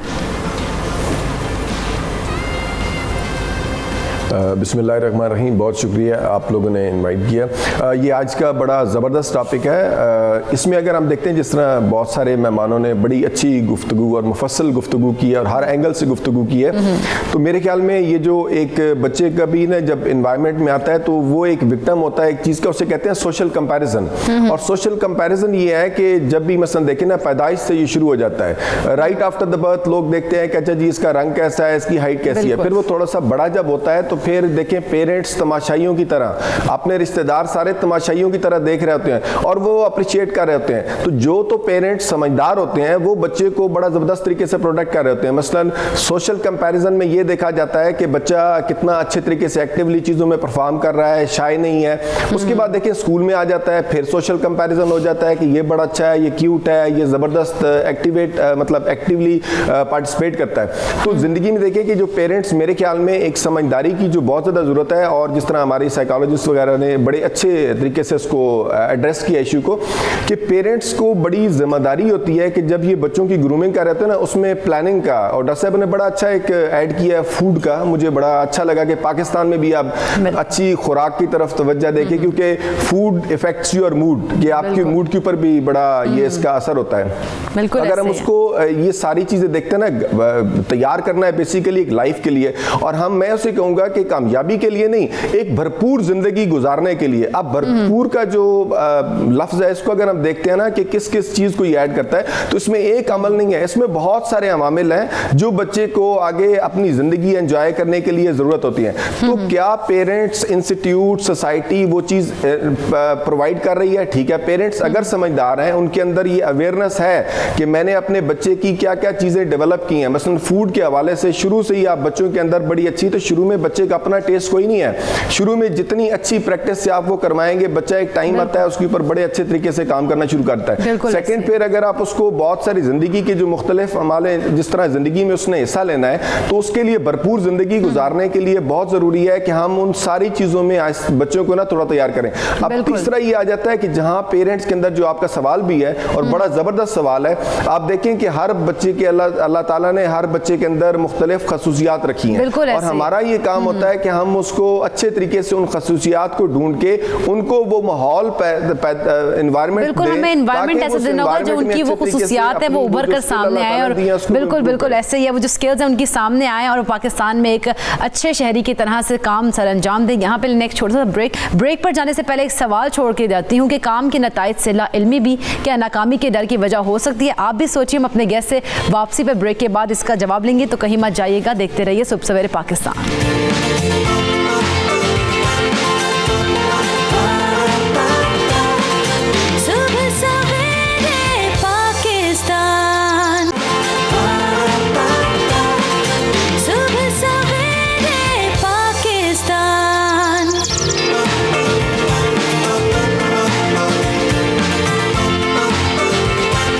Welcome back. तो हम बात कर रहे हैं जी नाकामी और खौफ की, कि क्यों ये डर पैदा हो जाता है इंसान के अंदर, और ख़ास तौर पर जब इंसान कोई काम कर रहा हो, कोई जीत किसी ने हासिल करनी हो, लेकिन उससे पहले ही उसको फेल हो जाने का डर होता है। आखिर नाकामी के डर और खौफ को अपने ऊपर हावी होने से ख़ुद को कैसे बचाया जा सकता है, ये हम जानेंगे उरूज मोई साहिबा से। जी उरूज, बताइएगा किस तरह से अपने आप को बचाएं इन तमाम चीज़ों से?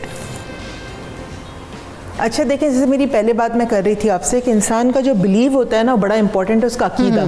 बिल्कुल। आपका अकीदा सेट होता है, ठीक है, हमने बात की बचपन में सेट होता है, बचपन के बाद भी सेट होता है, 7 years तक आपकी पर्सनैलिटी बनती है, बट अगेन एक्सपीरियंसेस होते हैं और आपके बिलीव्स बनते जाते हैं। फॉर एग्जाम्पल कोई आपको कहता है काली बिल्ली रास्ता काटेगी तो बुरा होगा, बिल्कुल। अब ये कोई जो अब बचपन में आप जिस पे डिपेंड करते हो, आपके नानी दादा अब्बू अम्मी किसी पे भी डिपेंड करते हो, वो आपको ये सजेशन देता है कि काली बिल्ली रास्ता काटेगी तो बुरा होगा। अब ये जो सजेशन आपको मिला, इसने आपका बनाया अकीदा कि जब भी काली बिल्ली रास्ता काटेगी तो कुछ बुरा होगा। इससे आपके दिल में एक फीलिंग आई डर की, ऐसे वो डर की फीलिंग ने आपका एक एटीट्यूड बनाया, एक रवैया बनाया। उस रवैये से आपका बिहेवियर चेंज हुआ कि जब भी काली बिल्ली रास्ता काटेगी आप या तो डर के पीछे हटोगे, या तो किसी सोच में मुब्तला होगे, या तो अपने आप को सेकंड गेस्ट या क्वेश्चन करोगे, और उसका रिजल्ट ये होगा कि या तो आप फेल होगे या तो आप सक्सेसफुल होगे। आइदर नॉट नेसेसरी आप फेल हो गए। सो आपका जो अकीदा है बेसिकली वो डिटरमाइन करता है, जो आपका बिलीव है वो जो आपको सजेशन मिला आपका बिलीव है वो डिटरमाइन करता है कि आप आगे फ्यूचर में सक्सेसफुल हो गए या फेलियर हो गए। बिल्कुल। इससे इन चीज़ों का बिल्कुल मैं कहूँगी मोर देन अपब्रिंगिंग का तो अपना पार्ट है ही उसके अंदर, लेकिन मोर देन जो हम अपने बच्चों को सजेशन देते हैं, क्या होता है हमारे सारे सजेशन हमारे आबा व अजदाद से हमारे पास आए। अच्छा, उस टाइम पे वो सजेशन उनके लिए बड़े कामयाब थे, अच्छी तरह काम करते थे कि रात को बाहर मत निकलो because you know there was more trees than city life. अच्छा, अब इतने ट्रीज नहीं है। अच्छा, हर टाइम के हिसाब से सजेशन चेंज होना चाहिए जो हम नहीं करते। So to the parents and to the adults as well, अगर आपका कोई ऐसा अकीदा आप बच्चे का बना रहे तो उसको चेंज करें। बिलीव चेंज करेंगे, इंसान का बिहेवियर खुद ब खुद चेंज होगा। बिल्कुल, टाइम टू टाइम हमें चीजें चेंज करनी चाहिए। और बिलीव जो है वाकई में वो बहुत ज्यादा, किसी भी चीज पे आपका अकीदा मजबूत होगा तो वो यकीनन चीजें जो है वो सही साबित होना शुरू हो जाएंगी। बिल्कुल, किसी हद तक। जो बच्चा है, बच्चे का तो बिलीव पेरेंट्स के इनपुट से चेंज हो जाएगा। अगर पेरेंट्स अपना इनपुट चेंज करते हैं, सजेशन चेंज करते हैं, जो बड़ा है वो भी अपना बिलीव चेंज कर सकता है अगर वो सजेशन चेंज करे through hypnotherapy. The second thing, आपने कहा कि इंसान ये हमेशा फेलियर की तरफ क्यों जाता है, उसका सोचता क्यों है? बिकॉज हम अपनी जिंदगी में एक चीज हमने कहते हैं ना, एक सेफ्टी नेट होती है। We never think of the absolute. अगर आपने अपनी जिंदगी में एक टिप दे रही हूँ, और ये अगर जो सुन रहे हैं, चाहे वो अडल्ट है, चाहे वो यंगस्टर्स है, चाहे वो वाइफ है, चाहे वो बिजनेसमैन है, कोई भी है इस वक्त जो सुन रहे हैं ये शो, इस टिप को अपने जहन में रखें। Think of the absolute. And पे जाए कि अगर मैं कोई काम करूंगा या करूंगी तो एंड इसका क्या है, वर्स्ट कम वर्स्ट क्या है। So my father teach one thing in one of the workshop कि थिंक ऑफ द वर्स्ट क्या होगा इसका, देन एक्सपेक्ट द बेस्ट। ज्यादा से ज्यादा क्या होगा अगर मैं, अच्छा उस वर्कशॉप में हम आग पे चलाते हैं लोगों को नंगे पैर, तो हम अक्सर कहते हैं कि चलोगे तो क्या होगा, पाँव जल जाएंगे ना। हाँ। तो कहते हैं हाँ, मैं तो बोलते इससे बुरा क्या होगा, बिल्कुल पाँव जले तो मैं मर जाऊं, मैं पाँव जलेंगे तो मैं मर जाऊंगा। तो बोलते अच्छा ठीक है, एक्सेप्ट कर लो। Think of the worst, accept it. अब उसकी सेकेंड स्टेज आता है, उसको एक्सेप्ट करो।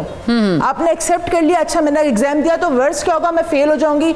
उससे वर्स्ट क्या होगा, घर वाले डांटेंगे।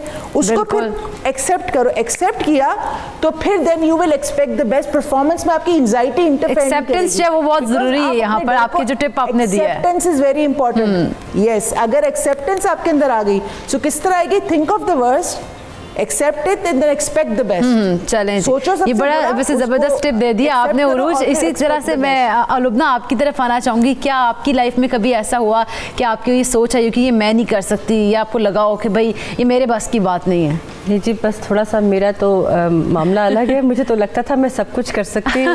Dreams don't cost money. तो मेरे जहन में हमेशा किसी ने बड़ी बचपन में जो है मेरी एक उस्ताद थी, उन्होंने कहा जी कि ख्वाब फ्री होते हैं। तो देखो, तो मैं तो हमेशा ये सोचती थी कि अगर मैं स्टार्स पे जाने का ख्वाब देखूँगी तो चांद तक ज़रूर पहुँच जाऊँगी।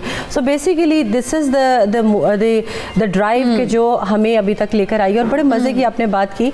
आप ये देखिए कि ड्रॉप आउट्स जो आप कहते हैं कि जो है वो फेलियर्स जो है वो उसका फियर होता है।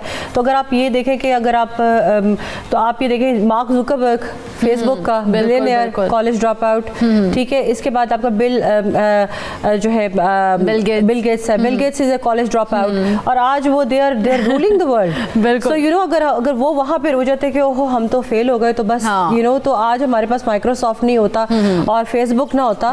बट हैविंग सेड दैट, अब चेंबर की प्रेसिडेंट बन के मैं यहाँ पर जो है थोड़ा सा आपको अपना एक्सपीरियंस शेयर करूँगी। बहुत सारी खवातीन हैं जो जिनको जो कहती है जी हम हाउस वाइफ्स हैं, तो मैं कहती हूँ नहीं जी आप होम मेकर्स हैं। तो you know because the thing is कि आपने उसको उनको एक ब्रांड कर दिया है, बिल्कुल उनके दिमाग में डाल दिया जी। तो और उसमें जो है बहुत सारी ऐसी खवातीन है जो घर से बिजनेस कर रही हैं या बिजनेस करना चाहती है। हमारा तो अपना एक मैंडेट है चेंबर का कि हमने वुमेन एम्पावरमेंट उनको इकोनॉमिकली एम्पावर करना है। तो बहुत सारी वाना बी मेंबर्स आती हैं और वो कहती हैं जी मैं तो कुछ पता नहीं है मैं कर सकती हूँ, मैं कैसे कर सकती हूँ, मेरा बड़ा दिल करता है कि मैं चेंबर ज्वाइन करूँ, मैं आप जैसी कैसे बन सकती हूँ। या हमारी जो फाउंडर है Sheela Chala Javed Akram, she is a motivation for all of us. तो वो कहते हैं जी हम कैसे कर सकते हैं। तो कहा जी आप क्यों नहीं कर सकते, आपके पास डॉक्टर्स हैं, उसमें इंजीनियर्स हैं, उसमें अकाउंटेंट्स हैं, बस सिर्फ क्योंकि हमारे माशरे ने ये कहा है कि बच्ची को पढ़ाओ, डॉक्टर बनाओ, रिश्ता अच्छा आएगा, उसकी शादी कर दो। ठीक है, शादी इज लाइक अ सक्सेस। तो अगर किसी की शादी में जरा देर हो गई है, वो थोड़े से 2-4 साल देर हो गई है, तो कहते हैं अच्छा हुआ अभी तक शादी नहीं हुई। यू नो, तो मतलब what is this is not the criteria for success.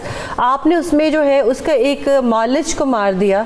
तो वे ये चाहती है, वो जब वापस काम पर आना चाहती है तो उनको बहुत ही उनके सेल्फ कॉन्फिडेंस का फुकतान होता है उनमें। उनको होता है कि हम ये नहीं कर सकते, जैसे आपने कहा फियर ऑफ अननोन, कि ये जो है ना ये तो बिजनेस जो है ये बिजनेस वुमन के लिए, ये शायद जो ये एंटरप्रेन्योर है सिर्फ लुबना हो सकती है, मैं नहीं हो सकती। मैंने तो अभी बर्तन धोए हैं, भांडे धोए हैं, अपने बच्चों को देखा है।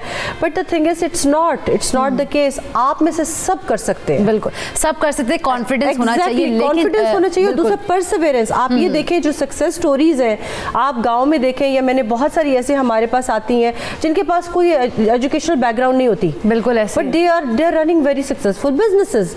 कोई ऐसी कॉन्फिडेंस होता है ना उनके अंदर, बहुत मिनिमम एजुकेशन के साथ वो एक छोटा सा स्कूल सिस्टम चला रही है।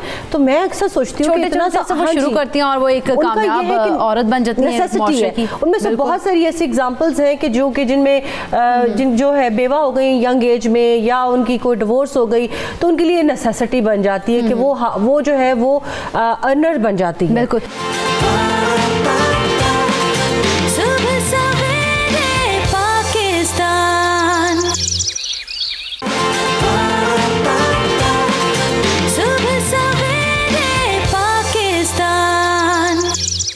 डॉक्टर महनाज, लेकिन इसी तरह से जिस तरह से लुबना भी बात कर रही है कि भाई खुद एतमादी बहुत ज़रूरी है, अपने अंदर कॉन्फिडेंस पैदा कैसे किया जाए, ज़रा हमारे व्यूवर्स को ये तो बताएं।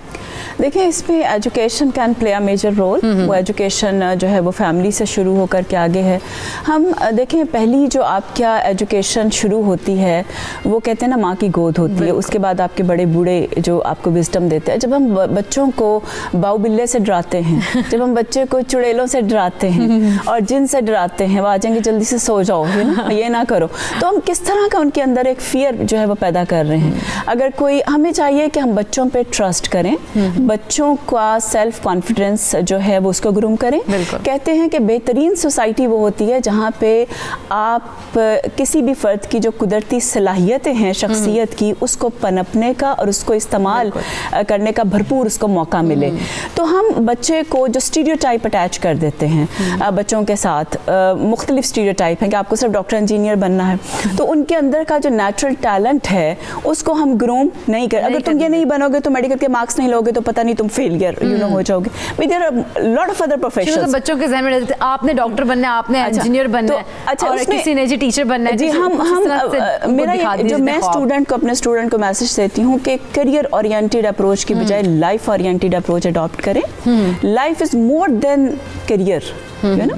तो एक तो ये बात है। आगे जाकर के सोशल एंटरप्रेन्योरशिप के कॉन्टेक्स्ट में मैं आपसे बात करूं कि हम बच्चों को जो है वो higher the risk higher the returns, you know, हम उनको रिस्क टेकिंग नहीं सिखाते। अच्छा, सारे खौफ जो होते हैं ना वो आप खौफ को स्ट्रेंथ भी बना सकते हैं, राइट। आप खौफ की वजह से सही तरह से ड्राइव करते हैं, आप एक्सीडेंट से बचते हैं, आप खौफ की वजह से जो है वो अच्छी परफॉर्मेंस जो है वो डिलीवर करते हैं। तो अगर कोई खौफ है आपके अंदर तो उसको आप जो है एक तो रिजॉल्व करें, दूसरा उसको अपनी स्ट्रेंथ बना लें, उसको एज इट इज़ ना छोड़ें, अदरवाइज वो इतनी बड़ी एक चीज़ बन जाएगी कि कल को आपको जाइंट को जो है वो फेस करना डिफिकल्ट हो जाएगा। तो मैं ये एक मैसेज देना चाहती हूँ इस प्रोग्राम के तवसत से कि हमारे student they should not be the job seekers, rather they should be the job providers. बिल्कुल यू नो, तो हम अपने बच्चों को वो विजन दें। हमारी सोसाइटी का जो सोशल सिस्टम है, जो इंस्टीट्यूशनलाइज्ड हमारा मैकेनिज्म है, उसके अंदर किसी भी जो इंडिविजुअल डाइवर्सिटी है, वो पर्सनालिटी की है, वो टैलेंट की है, पोटेंशियल की है, वो जेंडर की है, बस उस टैलेंट को हमने सामने लेके आना है, यूटिलाइज करें, उसको आगे लेकर आने की सोसाइटी में नर्चर करें, नरिश करें through all the through using all the social forces, बिल्कुल, ताकि हम उसका जो बेस्ट एंड मैक्सिमम यूज है for the betterment of the society वो हम कर सकें। बिल्कुल ऐसा ही है। वैसे जिस तरह से एक होता है ना कि बंदे में कॉन्फिडेंस नहीं होता, उसको कॉन्फिडेंस बिल्ड करना बड़ा ज़रूरी है और टैलेंट को सामने लेकर आना वो भी बहुत ज़रूरी है। हम कहते हैं जी आप लड़कियां आप ये नहीं कर सकते, आप बहुत सारी आप ऐसी ख़वातीन की एग्जांपल देखेंगे जो बहुत अच्छे बिजनेसमैन हैं, जिन्होंने अपनी लाइफ को जो है वो बहुत ज़्यादा जो है वो ग्रूम किया है। They are very enterprising women. So बहुत सारे लोग, अच्छा कंसिस्टेंसी बहुत ज़रूरी है। एक बात जो मैं कहना चाहूँगी बीइंग मुस्लिम, कि हमें बच्चों के अंदर जो है वो एक बहुत ज़्यादा तकदीर पे जो है वो ट्रस्ट करना सिखाना चाहिए। ईमान जो तकदीर पर है, कि जिसने पैदा किया है, जो माँ के पेट के अंदर जो है वो आपको खुराक देता है, जब आपके जहन और दिमाग में कोई ख्याल नहीं होता, कोई सोच नहीं होती, you can't take care of yourself, आपको जिंदा रखता है, ऑक्सीजन देता है, तो वो आपको आगे भी लाइफ में जो है वो लेकर के चलेगा। तो वो एक कोई तो है जो निज़ाम हस्ती चला रहा है, तो आपको किस बात का खौफ है? यू नो 98% जो खौफ हैं उनका कोई नुकसान नहीं है, और जो 2% हैं, जो 2% हैं, अच्छा इसमें एक और अप्रोच चेंज करने की बात है। हम सारा कुछ तकदीर पे भी ना छोड़ें, बिल्कुल हम सारा कुछ तकदीर पे छोड़ देते हैं। पहले आप अपने घर के दरवाजे बंद करें, उसके बाद आप अल्लाह से जो है वो दुआ करें कि अल्लाह पाक जो है वो तवक्कल फिर आप अल्लाह पे करें कि यू आर सेफ्ड, यू नो। तो आप पहले तवक्कल भी बहुत जरूरी चीज है। नहीं है कि आप कुछ कहना चाह रही हूँ, मेरा ख्याल है काफी देर से। जी उरूज, क्या कहना चाह रही थी आप? मैं आपको एक कहना चाह रही हूँ दैट हम लोग सारी ये बात कर रहे हैं that you know women should be empowered, kids should be empowered, adults should be empowered, everybody should be empowered, right. ये सारी बातें क्या मैंने आपने या इस शो में या इससे पहले वाले शोज में दूसरे टीवी चैनल्स पे नहीं हुई हैं? Everybody has talked about it कि ठीक है हम औरतें एम्पावर्ड हों, औरतों को ये टैग मिले, या मर्द एम्पावर्ड हो या बच्चे एम्पावर्ड हो। The problem is with the core कि हम अपने थॉट पे काम नहीं करते, जहन पे काम नहीं कर रहे, ठीक है। अच्छा हम फियर की बात करें, फियर अभी तक मतलब whatever we discussing are the causes of fear, कि फियर होता है तो इंसान को ये होता है, फियर होता है तो इंसान को ये होता है। आखिर फियर होता क्यों है? You see, the problem is with the performance, the anxiety, the comparison that we do, the result that system comes in. कि हाँ ठीक है अगर मैं पास हूँगा तो मैं कुछ बनूंगा. The identity issue, these are the issues that basically create a rift or a fear. अच्छा इसके अंदर आप फॉर एग्जाम्पल आपको मैं भेज दूँ एक जंगल के अंदर और वहाँ पे आपको पता है शेर, आपने सुना है वहाँ शेर है, मैं आपको बिल्कुल निहकता किसी चीज के बिना भेज दूं तो आप कितनी डरी हुई होंगी? बिल्कुल ऐसे आप डरी होंगी। मैं तो बहुत ज्यादा डर जाऊंगी। बिल्कुल ऐसे आपको उसी ठीक है, लेकिन उसी जंगल के अंदर अगर मैं आपके हाथ में अपने आप को बचाने के, ना शेर ना मारने के, लेकिन अपने आप को बचाने के कुछ ऐसे इक्विपमेंट दे दूं तो आपको कैसा फील होगा? तो भाई कॉन्फिडेंटली हम जाएंगे, ऐसे ही बात है बिल्कुल, हम जंगल में जब जाएंगे तो कॉन्फिडेंटली जाएंगे। Problem with the society is, the problem with the society is, yes we talk about fear, yes we talk about that, yeah we need to do what we need to do. The thing is we need to equip our kids. It could be education, it could be confidence, it could be anything that we could give to our kids जिससे वो equip feel करें।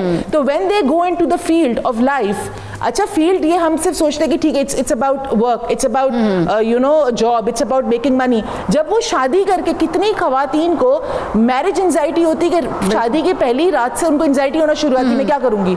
अच्छा anxiety basically result है कि उससे पहले कहीं कोई चीज़ देखी होगी। सो ये सारी चीज़ों को अगर हम देखें तो yes definitely they need counselling, but other than that they need to be equipped and exposed. Equipped होना भी बहुत जरूरी, काउंसलिंग होना भी बहुत जरूरी है। उरूज आपका पॉइंट ऑफ व्यू तो मेरे पास आ गया। आसिफ रसूल साहब से मैं पूछूंगी कि आगे बढ़ने का हुनर क्या है, जरा हमारे व्यूअर्स को और हम सबको बताएं कि आगे बढ़ने का हुनर क्या है। आसिफ साहब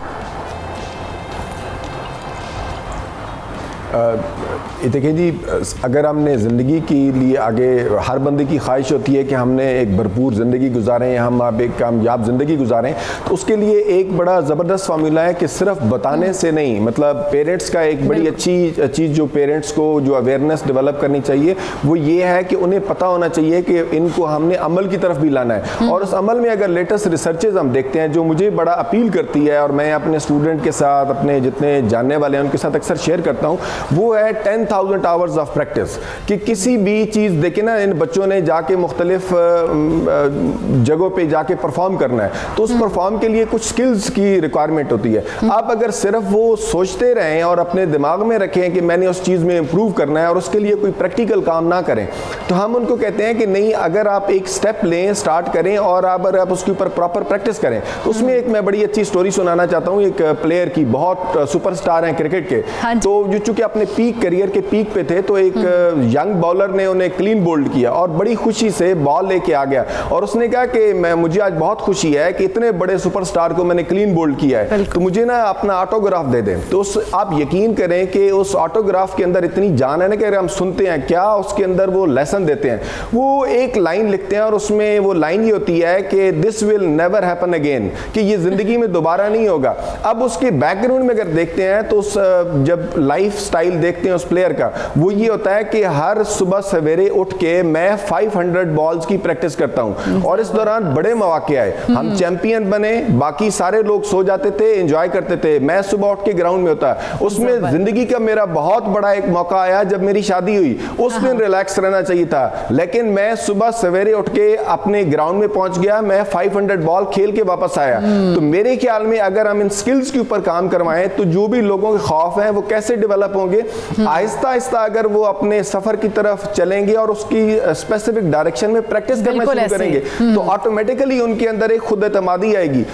और अगर इसके ऊपर हम काम करते जाएं तो देखें ना, इसके लिए सबसे बड़ा बेहतरीन फार्मूला यह है कि क्या ही खूबसूरत बात है कि लोग अपनी जात का, अगर पेरेंट्स भी बच्चों को बजाय एक गोल की तरफ 2-3 ऑप्शन दे दें और उसमें जिस तरह हमारे बड़े मेहमानों ने खूबसूरत तरीके से उसको कवर अप किया है कि उनको एंड रिजल्ट बताएं, ताकि उनको कोशिश सिखानी चाहिए। जितने भी कामयाब लोगों के चलें, कामयाबी का तो पहले भी हमने कहा कि कामयाबी नहीं, भरपूर जिंदगी के लिए जितने भी लोगों ने कामयाब जिंदगियां गुजारी, अगर उसमें देखें तो सबसे पहले यह है कि कितनी ज्यादा प्रैक्टिस की है। और उसमें बड़े मुख्तलिफ जिंदगी में आते हैं कि पैशन, अगर आप देख लें कि जिंदगी में आप जिस चीज का जो शौक है, अगर उस फील्ड में आप निकल गए हैं, और क्या ही खूबसूरत अगर आपको एनवायरनमेंट और प्रॉपर कोचिंग मिली है और पर्पसफुल प्रैक्टिस की है, तो हमें फिर निकलती हैं सरीना विलियम, निकलती हैं William sister, 10,000 hour of practice, दुनिया के टॉप के ऐसे बड़े-बड़े नाम जो हमारे सामने आते हैं। बहुत बहुत शुक्रिया आपका आसिफ रसूल साहब, क्योंकि हमारे प्रोग्राम का वक्त, टॉपिक बड़ा मज़ेदार था और बातचीत भी बड़े मज़ेदार चल रही थी और यकीनन